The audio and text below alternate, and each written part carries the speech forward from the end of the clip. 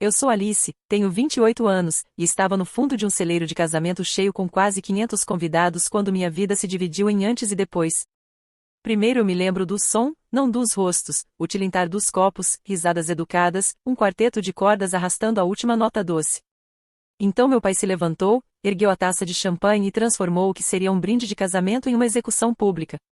Eu só tenho um filho, disse ele, sorrindo para o noivo. É esse que eu tenho orgulho. O que está lá atrás?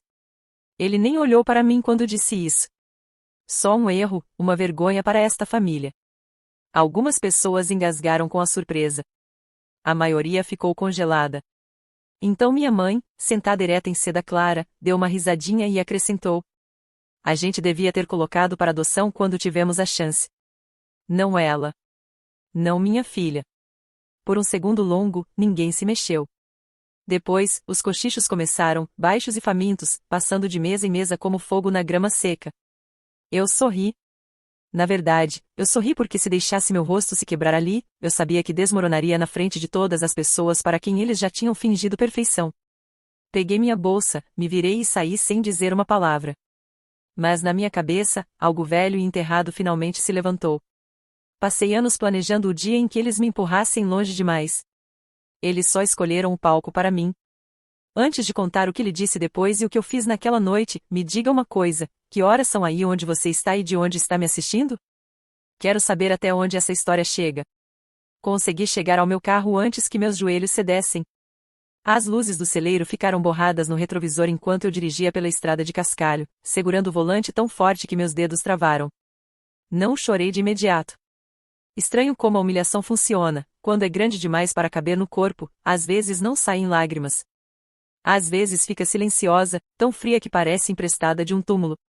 Uns 20 minutos depois, parei no acostamento da estrada, desliguei o carro e fiquei ali no escuro enquanto caminhões passavam como tempestades distantes. Então, snorts, peguei minha carteira e tirei 3 fotos que eu carregava há anos. Elas eram antigas, com os cantos dobrados e gastas de tanto manuseio. A maioria das pessoas guarda fotos para conforto. Eu guardava como prova. A primeira foto era de um show de talentos da escola. Eu tinha 13 anos, vestindo um vestido azul barato que minha tia tinha ajustado à mão porque minha mãe tinha esquecido de comprar um. Na foto, eu estava no palco com um microfone, cantando, sorrindo tão forte que parecia até doer. O que a foto não mostra é o que aconteceu depois. Eu procurei meus pais na plateia o tempo todo, convencida de que eles apareceriam atrasados, sem fôlego, pedindo desculpas, orgulhosos. Mas eles estavam do outro lado da cidade, assistindo meu irmão receber outro troféu acadêmico. Quando a apresentação terminou, outras meninas correram para os braços das mães. Eu fiquei atrás da cortina até o zelador perguntar se eu precisava de ajuda para achar meu transporte. Naquela noite, me tranquei no banheiro, sentei no chão frio e apertei uma toalha contra a boca com tanta força para não chorar que acabei vomitando de tanto esforço. Olhei no espelho depois e pensei: talvez se eu fosse melhor, eles viriam da próxima vez. Não é patético como uma criança pode confundir negligência com desafio em vez de ver que é um veredito? A snorts, segunda foto era minha com meu avô, Henry, tirada na varanda dele 2 verões antes de ele morrer. Ele tinha uma mão no meu ombro e o velho chapéu de palha inclinado para trás. Os olhos dele já estavam turvos, mas sempre que ele me olhava, me fazia sentir vista de um jeito que quase doía. Você é a mais forte dessa família, ele sussurrava quando ninguém mais estava ouvindo. Na hora, eu achava que era conforto. Anos depois, percebi que era um pedido de desculpas. Ele sabia exatamente em que casa eu estava crescendo. Ele sabia o que significava as fitas de feiras de ciências do meu irmão estarem emolduradas no corredor, enquanto meus desenhos desapareciam em gavetas da cozinha e sacos de lixo. Uma semana antes de morrer, me chamou para o quarto e pediu que eu prometesse nunca implorar por amor de pessoas que são vazias demais para dar. É claro que eu prometi. E depois passei mais uma década quebrando essa promessa todos os dias. A terceira foto era da tia Ava, virada de lado para a câmera, rindo de algo fora do quadro. Ela sempre foi a pessoa que dizia a verdade sem deixar ninguém confortável. A única que me olhava e não fingia não ver os machucados que não aparecem na pele. Machucados emocionais, do tipo que fazem você se encolher quando alguém fala seu nome de forma muito dura. Ela snorts e costumava me passar livros, dinheiro e bilhetes pequenos com mensagens como: você não está louca. Você não é difícil. Você não é o que eles dizem. Uma vez, quando eu tinha 16 anos, ela me encontrou chorando na lavanderia depois que minha mãe disse aos convidados que eu era sensível e meu irmão era criança com verdadeiro potencial. Ava segurou meu rosto com as duas mãos e disse: "Um dia, a verdade sobre essa família vai se cobrar." Na hora, pensei que ela falava de karma, alguma coisa espiritual. Mas sentada na estrada, depois de ser humilhada na frente de 500 pessoas, finalmente entendi que ela falava de dívida. Dívida real, do tipo que acumula juros. Coloquei as 3 fotos no meu colo e olhei para elas até minha respiração se acalmar. Foi naquele momento que a humilhação do casamento parou de parecer o fim de algo e começou a parecer permissão. A vida inteira eu fui treinada para engolir insultos, minimizar danos, consertar tudo, proteger reputações que nunca me protegeram. Mas pessoas como meus pais só entendem uma linguagem: consequências. Eles não param quando você chora. Eles não param quando você implora. Eles param quando o custo se torna insuportável. E diferente daquela menininha tremendo no vestido azul, eu não estava mais esperando que eles me escolhessem. Eu tinha acabado de fazer teste para ser tratada como humana básica. Coloquei as fotos de volta na carteira, liguei o carro e dirigi para casa com uma calma estranha e assustadora. Quando entrei na minha garagem, já sabia que o que aconteceu naquele celeiro não era a pior coisa que eles tinham feito comigo. Era simplesmente a última. Minha casa estava escura, mas não acendia as luzes de imediato. Fiquei na entrada, com o salto em uma mão e a outra ainda segurando as chaves do carro, ouvindo minha própria respiração. Depois fui para a cozinha, abri a gaveta de tralhas embaixo do suporte do telefone e tirei um gravador preto pequeno, enrolado em uma conta antiga. Eu tinha comprado aquele gravador 4 anos antes, quando a desconfiança ainda era algo que eu me culpava por sentir, quando eu ainda queria acreditar que devia haver uma razão escondida para a crueldade, alguma explicação que tornasse minha família menos monstruosa. Mas monstros raramente se escondem atrás de presas. A maioria se esconde atrás de bons modos, roupas de igreja e cartões de Natal. Sentei à mesa de jantar, coloquei o gravador, abri o laptop e cliquei em uma pasta chamada Recibo de Imposto. Claro que esse nome era falso. Lá dentro estavam fotos, bilhetes, datas e arquivos de áudio. Anos de fragmentos, anos observando, enquanto todo mundo achava que eu era muito emotiva para ser perigosa. O primeiro arquivo de áudio era de 17 meses antes. Cliquei em Unplay. No começo, dava para ouvir barulho de trânsito e o som de tecido se mexendo. Depois veio a voz do meu pai, baixa e íntima de um jeito que eu nunca tinha ouvido quando ele falava com minha mãe. "Você é a única pessoa com quem posso ser de verdade", ele dizia para uma mulher do escritório dele. Uma mulher com aliança, que sorria demais em eventos da empresa. "Minha esposa só conhece a versão que eu finjo. Você é o real." Eu tinha ouvido aquela gravação tantas vezes que as palavras deveriam ter perdido o efeito. Nunca perderam. Minhas mãos tremiam toda vez. Tem algo grotesco em ouvir o homem que te ensinou sobre moralidade falar como um covarde apaixonado pelo próprio reflexo. A próxima pasta tinha provas da dívida da minha mãe. Ela passou anos se moldando na mulher que as revistas locais chamavam de elegante, filantrópica, preocupada com a comunidade. Mas por baixo dos vestidos sob medida e almoços de caridade estava uma apostadora desesperada de outro tipo. Ela investia dinheiro em círculos financeiros, negócios de bem-estar milagroso e acordos privados com mulheres que prometiam exclusividade, riqueza e empoderamento feminino, enquanto secretamente esvaziavam todas as contas que tocavam. Ela refinanciava coisas às escondidas, pegava empréstimos sobre algo que mal entendia, mexia dinheiro entre contas e mentia com a confiança de quem nunca imaginou ser questionada pela própria filha. Eu achei a primeira pista por acaso, ajudando a organizar documentos para uma disputa de propriedade no meu antigo emprego. Uma assinatura levou a outra. Uma notificação atrasada levou à ameaça de processo. E, no fim, toda a elegante casa de cartas se revelou. E então havia meu irmão Ryan, a obra-prima da família. Meus pais elogiaram sem parar por tantos anos que até ele começou a acreditar que a admiração era oxigênio e que o mundo devia fornecê-la constantemente. No papel, ele era perfeito, oncologista brilhante, filho dedicado, palestrante público impecável, recém-casado, noivo dourado. Mas eu tinha visto tudo de perto. Sabia como ele editava histórias, como usava o silêncio como arma, como deixava nossos pais me humilharem em público enquanto isso mantinha a hierarquia que o beneficiava. Ele quase nunca precisava me insultar diretamente. Bastava aceitar o pedestal.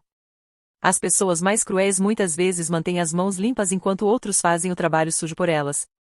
Criei um novo documento e comecei a digitar uma sequência, não só uma lista. Essa era a parte importante. Expor pessoas não é jogar segredos no ar e torcer para que caiam. É sobre tempo, pressão, testemunhas, ordem irrefutável. Anotei o que poderia derrubar cada um deles mais rápido. O caso do meu pai podia destruir sua posição na diretoria da fundação do hospital, onde valores familiares eram praticamente parte do traje obrigatório.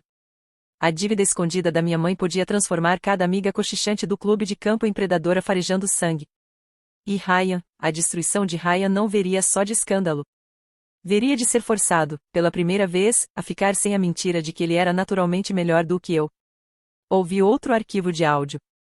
Meu pai de novo. Mesma mulher. Pior ainda. Alice sempre complica tudo, murmurou com uma risada de desprezo. Ryan entende o que importa. Ele é o futuro. Ela é só peso que nunca deveríamos ter carregado por tanto tempo. Pausei a gravação e fiquei olhando para o gráfico da onda sonora na tela. Peso, erro, vergonha. Engraçado como pessoas cruéis se repetem. Acham que são espontâneas, mas o desprezo tem um vocabulário bem limitado. Abri uma nova mensagem e comecei a montar a estrutura do que aconteceria a seguir.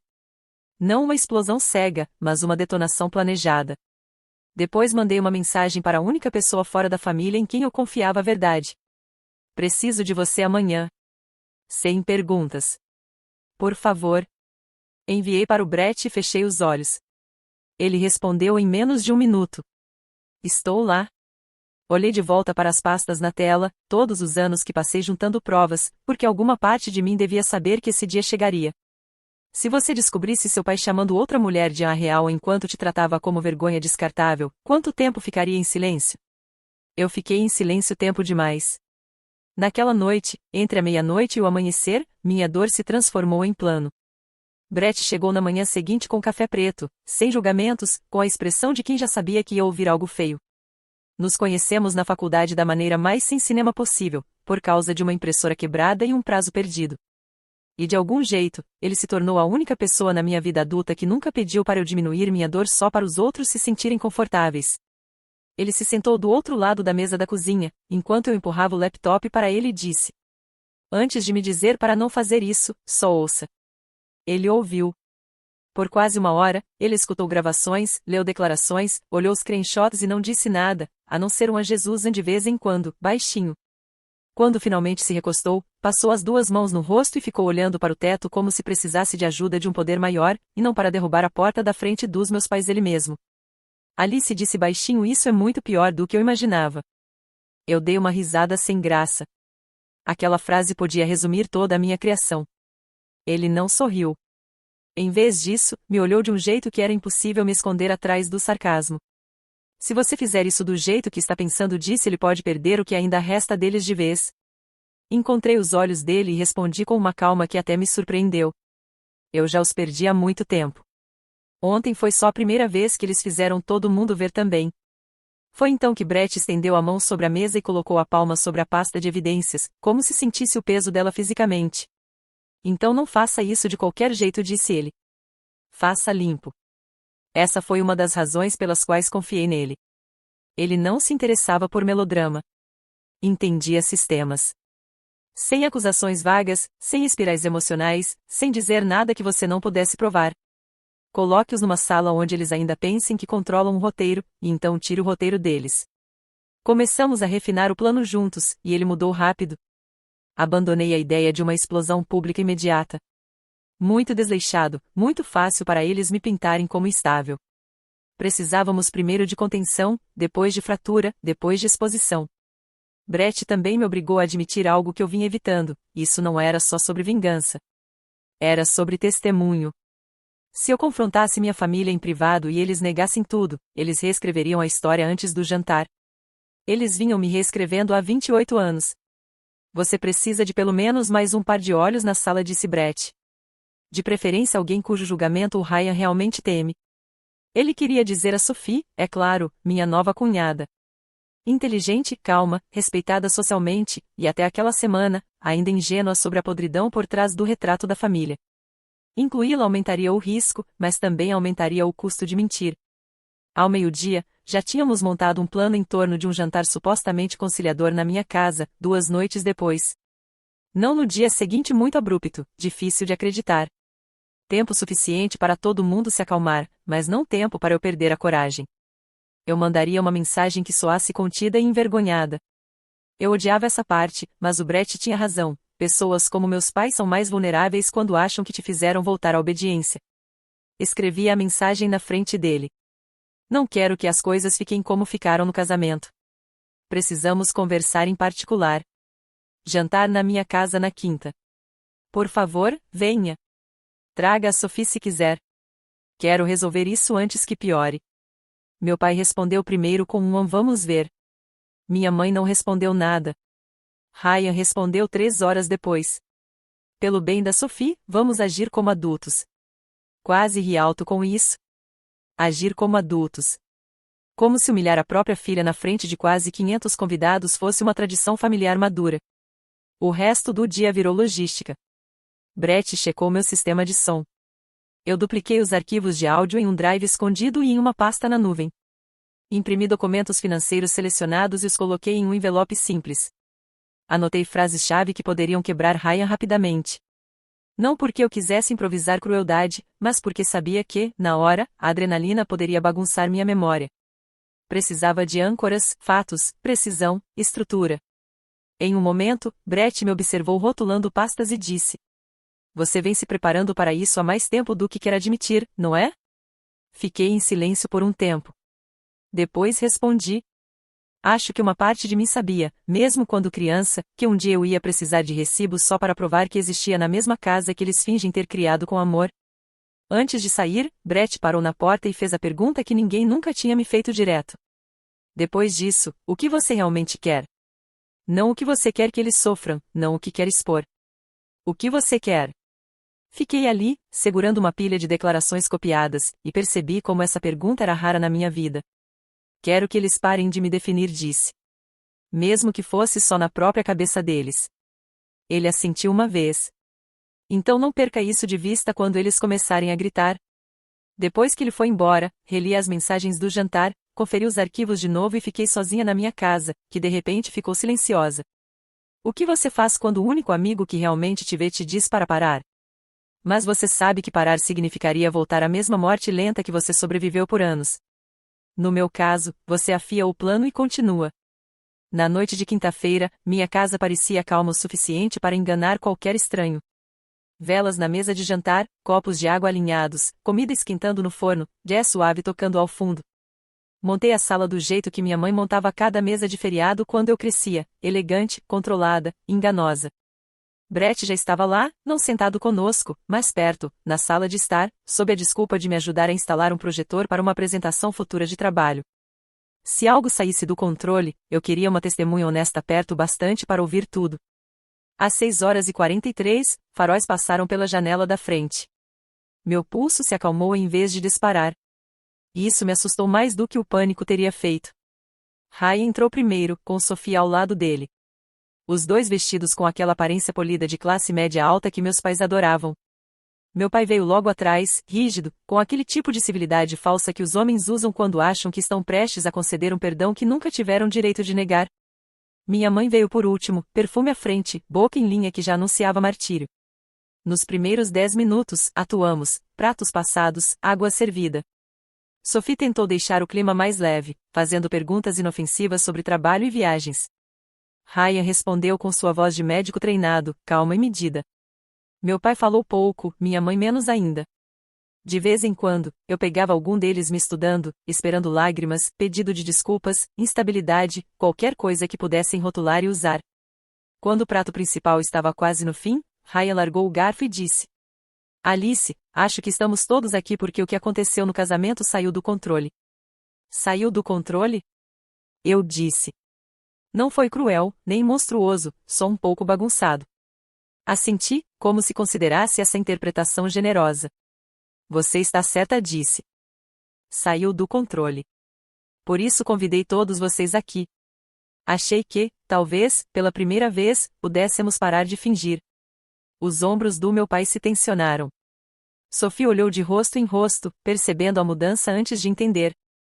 Minha mãe soltou um suspiro seco. Se isso é outra performance emocional, disse ela, não me interessa. Eu sorri para ela. Não, mãe. Dessa vez vem com documentos. Ninguém falou nada depois disso. Eu me levantei, fui até o aparador e coloquei uma pequena caixa de som Bluetooth no centro da mesa, como se fosse um prato extra. Os olhos de Ryan se estreitaram. O que é isso? Sentei de novo. O motivo pelo qual essa conversa finalmente vai ser honesta. Meu pai empurrou a cadeira para trás uns milímetros. Movimento pequeno, mas revelador. Alice, disse ele, agora com voz de alerta a qualquer brincadeira infantil que você acha que está fazendo. Apertei play. Primeiro, a sala encheu de barulho abafado de trânsito e estática. Depois surgiu a voz do meu pai, inconfundível, mais suave do que qualquer um de nós tinha ouvido em casa. Você é a única pessoa com quem posso ser de verdade. Sophie franziu a testa. A mão da minha mãe congelou no copo d'água. A gravação continuou. Minha esposa só conhece a versão que eu finjo. Você é a real. Minha mãe ficou branca tão rápido que parecia cena de teatro. Desliga isso, ela sussurrou. Eu não desliguei. Meu pai avançou e apertou uma pausa sozinho, derrubando a caixa de som para o lado. Isso é loucura. Ele gritou. Você me gravou? Eu me recostei e cruzei os braços. Não, pai. Eu documentei você. Há diferença. Sophie olhou para ele. Quem é essa mulher? Ryan cortou a pergunta imediatamente. Pode ter sido editado. Isso foi tão a Ryan que quase admirei. Prova mal cai na mesa e o primeiro instinto dele não é moralidade, mas contenção. Ainda tem mais 6 arquivos, eu disse, com calma. Datas diferentes, lugares diferentes, mesma voz, mesma mulher, mesmos votos de casamento sendo usados como papel decorativo. Minha mãe fez um som quebrado. Não era soluço. Ainda não. Era o som de alguém percebendo que a humilhação agora tinha testemunhas. Mark, disse ela, olhando para meu pai como se ele ainda pudesse entregar uma versão da realidade em que ela pudesse sobreviver. Ele não respondeu. Agora ele me olhava com ódio puro, o tipo que costumava esconder atrás de desgosto e desapontamento. Peguei o envelope ao lado do meu prato e deslizei para minha mãe. Abra. Ela não se moveu. Abra, repeti. Ryan pegou o envelope, rasgou e espalhou o conteúdo pela mesa, notificações de atraso, registros de transferência, avisos legais, resumos de investimentos cheios de fraude. Mãe, disse ele, com a voz de repente fraca, o que é isso? Ela piscou para os papéis, como se tivessem surgido dos pecados de outra pessoa. É temporário, disse rápido demais. Eu estava lidando com isso. Eu ri, porque não consegui evitar. Esse é o lema da família, não é? Pensei. Nós estávamos lidando com isso. Estamos gerenciando. Não é o que parece. Enquanto isso, todos vocês me tratavam como se eu fosse instável, só porque eu percebi a fumaça saindo debaixo de cada porta. Meu pai bateu a mão na mesa com tanta força que os talheres pularam. Sua vingativa. Ele começou. Sophie se encolheu. Ryan se levantou meio que pronto para intervir. Pai. Disse ele. Mas eu já estava em movimento. Apertei play no segundo áudio. Dessa vez, não era o caso extraconjugal que preenchia a sala primeiro. Era a risada de desprezo do meu pai. Ryan entende o que importa. Ele é o futuro. Alice é só peso que nunca deveríamos ter carregado por tanto tempo. Minha mãe fechou os olhos. Ryan parou como presa diante de algo impossível e fatal ao mesmo tempo. Sophie se virou devagar para ele, depois para mim, entendendo aos poucos, aos pedaços horríveis. Ele disse isso sobre você? Sussurrou. Eu olhei para ela e respondi. Por anos, essa gravação é só uma vez que ele foi pego. O silêncio depois não era vazio. Era pressão. Meu pai se levantou tão de repente que a cadeira quase caiu para trás. Esse jantar acabou. Gritou. Pegou o copo como se precisasse de algo na mão e o jogou na pia. Ele se estilhaçou no balcão e um caco cortou a palma da mão dele. O sangue caiu no chão em gotas brilhantes. Minha mãe gritou e se levantou, mas não para consolá-lo, e sim para se afastar da mesa.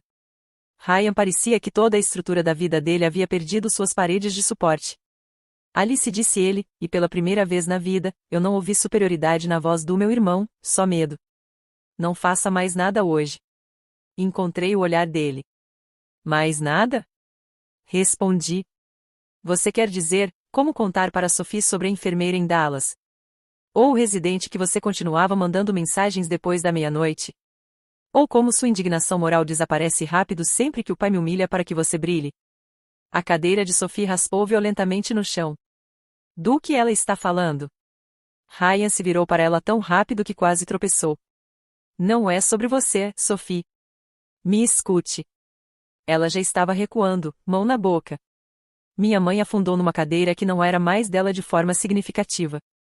Meu pai enrolou um guardanapo na mão sangrando e continuou me xingando baixinho, como se a própria linguagem pudesse restaurar autoridade. Ryan atravessou a mesa e parou a cerca de 1 metro de mim. O rosto dele estava vazio. Por favor, disse ele, baixo, desesperado, olhando para Sophie. Não aqui. Não assim. Por favor, não diga mais nada. E lá estava ele. O filho dourado, de joelhos dobrados sem se ajoelhar de verdade, implorando para a irmã que ele deixou que apagassem. Quando o irmão que você passou a vida odiando finalmente se coloca na sua frente, sem halo, pedindo misericórdia, você perdoa ou deixa ele sentir todo o peso da escada que subiu usando suas costas? Snorts, eu não respondi imediatamente. Deixei ele ficar naquele momento.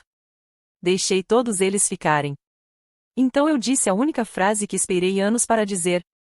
Ninguém nesta mesa decide mais sobre o meu silêncio. Tudo depois disso aconteceu rápido, mas não parecia caótico. Parecia preciso, como o momento em que um prédio finalmente desaba depois de anos de rachaduras escondidas. Sophie foi a primeira a se afastar da mesa, a cadeira raspando forte no chão, exigindo respostas com uma voz cortante, capaz de atravessar todas as mentiras da sala. Ryan a seguiu pelo corredor, implorando baixinho, sua calma polida completamente perdida, parecendo uma criança assustada em vez do filho perfeito da família. Meu pai, enquanto isso, continuava reclamando sobre legalidade, privacidade e traição, e isso me disse tudo o que eu precisava saber.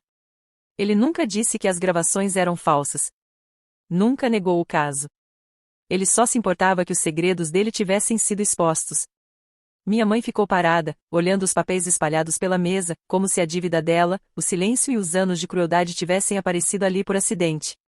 Então ela olhou para mim, com lágrimas nos olhos, e sussurrou. Como você pôde fazer isso conosco? Foi o momento em que algo dentro de mim quebrou de vez.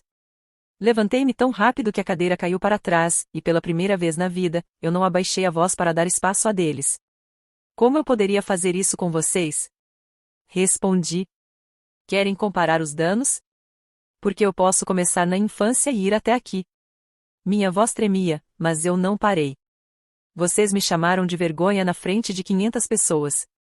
Chamaram. Disseram que eu devia ter sido entregue para adoção. E agora que suas próprias palavras estão aqui, com provas anexadas, de repente sou eu quem ultrapassou o limite. Meu pai avançou em minha direção, a mão ainda enrolada num guardanapo ensanguentado, o rosto torcido com aquele ódio que passou anos escondendo atrás de desapontamento. Você sempre foi veneno, disse ele. Nasceu procurando um motivo para destruir esta família. Por um breve segundo, a antiga versão de mim quis ceder. Mas a mulher que estava de pé na minha própria sala de jantar ouviu isso pelo que realmente era, uma confissão. Brett entrou da sala ao lado, calmo e firme, nada dramático, apenas presente o suficiente para deixar claro que eu não estava mais presa sozinha na versão deles dos fatos. Meu pai se virou imediatamente para ele. Quem diabos é você? Brett não se intimidou. Alguém que sabe que expor a verdade não é traição. Isso silenciou a sala o tempo suficiente para Ryan reaparecer do corredor, pálido e suando, com a expressão de quem vê toda a sua vida se despedaçar em tempo real. Ele me olhou e fez a pergunta que finalmente revelou quem ele era de verdade, por baixo de todo o brilho. O que você quer? Eu o encarei, quase espantada. Mesmo depois de tudo, ele ainda achava que isso era negociação, algum custo privado a ser resolvido para a família poder voltar a fingir. Eu quero que a verdade pare de custar só para mim, respondi. Minha mãe desmoronou de vez, chorando que Ryan não merecia isso, que o casamento dele estava sendo destruído, que aquela noite era para ele. Olhei para ela e percebi que ela ainda não entendia. Esse é exatamente o problema, disse eu. Sempre foi tudo dele, o futuro dele, o conforto dele, a imagem dele. Vocês poderiam ter me humilhado em casa, mas escolheram o casamento dele, porque até a minha destruição tinha que servir para que ele brilhasse. Isso caiu mais forte do que qualquer outra coisa. Ryan me olhou como se eu tivesse arrancado o chão debaixo dele. Então Sophie voltou à sala, rímel borrado, olhos ardendo, e fez uma pergunta simples. Há mais alguma coisa que ela possa provar esta noite que você esperava que eu nunca descobrisse? Ele hesitou, e aquela hesitação disse mais do que qualquer confissão poderia. Sophie soltou uma risada quebrada, olhou em volta da sala como se finalmente estivesse vendo todos nós claramente, e disse: Isso não é uma família. É uma apresentação construída sobre crueldade. Então ela saiu. Ryan realmente caiu de joelhos no hall, implorando para ela não ir embora. A voz dele tremia tanto que mal soava humana. A porta da frente bateu um segundo depois, e o som ecoou pela casa como um veredito. Um por um, eles começaram a se desfazer depois disso.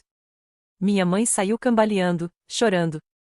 Meu pai, ainda sangrando e furioso, lançou ameaças por cima do ombro sobre advogados, consequências e herança. Ryan ficou por último, pálido e destruído, e disse: Você não precisava fazer isso assim. Olhei bem nos olhos dele e respondi com a calma que eu tinha conquistado. Vocês é que me fizeram fazer. Então fechei a porta. Na manhã seguinte, os danos já tinham se espalhado muito além da minha sala de jantar. Meu telefone estava cheio de chamadas não atendidas, mensagens desesperadas e áudios. Ryan tinha ligado várias vezes. Minha mãe enviou uma única mensagem que dizia apenas: Você nos destruiu. Fiquei olhando para ela por um longo momento e quase ri. Mesmo agora, ela estava reescrevendo a história. Não, você nos expôs, não, você disse a verdade. Apenas, você nos destruiu. Como se eu tivesse criado o caso, as mentiras, as dívidas e a crueldade que eles tinham construído por anos. Ao meio-dia, nada disso era mais privado. Sophie tinha deixado Ryan antes do amanhecer e ido direto para os pais dela. Ela publicou um comunicado frio e cuidadoso sobre ter descoberto traição e crueldade profunda dentro da família que ela acabará de entrar. Não mencionou nomes, mas não precisava. As pessoas já estavam comentando. Alguém tinha gravado parte do brinde do casamento, incluindo meu pai me humilhando publicamente e minha mãe me chamando daquela forma. Quando esses clipes começaram a circular, a imagem da família, que eles passaram décadas polindo, se rachou completamente. A queda do meu pai veio primeiro. Membros da diretoria da fundação do hospital começaram a fazer perguntas imediatamente. Doadores recuaram. Então o caso extraconjugal dele veio à tona completamente, e a mulher envolvida tinha um marido poderoso o suficiente para garantir que o escândalo não ficasse escondido. No fim da semana, meu pai foi afastado, perdeu posição e foi expulso do cargo que passou a vida usando como prova de sua superioridade. Ele não perdeu só o emprego. Perdeu a reputação que havia protegido sua crueldade por anos. Minha mãe caiu em seguida. Suas dívidas escondidas, investimentos falsos e desastres financeiros secretos se espalharam pelos mesmos círculos sociais onde ela sempre mostrava elegância e controle. Credores agiram rápido. Contas foram congeladas. Avisos legais chegaram. Amigos desapareceram. Convites pararam. No fim da semana, ela enfrentava a perda da casa que tratava como um reino. Depois veio Ryan. Ele deveria sobreviver a tudo. O filho dourado sempre sobrevive. Mas Sophie não ficou em silêncio. Começou a comparar cronogramas, mensagens e mentiras. E o que ela descobriu foi suficiente para destruir o casamento quase imediatamente. O processo de anulação começou antes mesmo que as flores do casamento murchassem. No hospital, sussurros começaram a segui-lo também. Perguntas sobre seu comportamento, mensagens tarde da noite e profissionalismo começaram a se espalhar. Ele não perdeu tudo de uma vez, mas perdeu a coisa que mais valorizava, o mito de que era intocável. Na 7ª noite depois do casamento, minha campainha tocou. Quando abri a porta, os 3 estavam lá. Meu pai parecia cinza e oco. Minha mãe estava chorando no carro. Ryan estava na varanda, como um homem que envelheceu anos em apenas alguns dias. Você já deixou seu ponto claro, disse meu pai. Isso já foi longe demais. Olhei para ele e respondi. Não, isso foi longe demais quando vocês me apagaram na frente de 500 pessoas. Então minha mãe saiu, tremendo, e disse: Por favor, já perdemos tudo. Ryan foi o último a se aproximar, e dessa vez ele realmente se ajoelhou. Ali mesmo na minha varanda, o filho dourado de joelhos, olhando para a irmã que ele passou a vida inteira deixando que destruíssem. Por favor, sussurrou, diga às pessoas que nem tudo é verdade. Diga a Sophie que eu posso consertar isso. Olhei para ele por um longo momento e disse: Você não está aqui porque finalmente entende minha dor. Você está aqui porque perder a mim nunca te machucou. Perder a si mesmos, sim. Nenhum deles conseguiu responder. Fiquei ali, olhando para a família que me chamou de erro, e senti algo que nunca tinha sentido antes: paz. Eu nunca fui o erro, disse. Eu fui a consequência. Então fechei a porta e os deixei lá fora, com as ruínas que eles mesmos construíram,